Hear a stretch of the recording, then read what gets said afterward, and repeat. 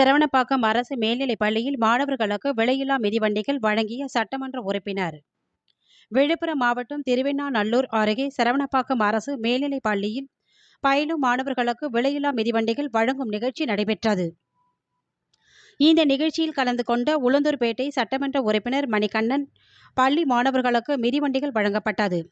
அதனைத் தொடர்ந்து சட்டமன்ற உறுப்பினர் பேசியபோது, இந்தியாவிலேயே தமிழகத்தில்தான் உயர்கல்வி படிப்போரின் எண்ணிக்கை மிக அதிகமாக உள்ளது. அதே நேரத்தில் கல்வியின் தரத்தையும் தமிழக முதலமைச்சர் மு.க.ஸ்டாலின் முயற்சிகளில் எடுத்து வருவதாக தெரிவித்தார். இந்த நிகழ்ச்சியில் ஆசிரியர்கள், மாணவ மாணவிகள், திமுக நிர்வாகிகள் பலர் கலந்து கொண்டனர்.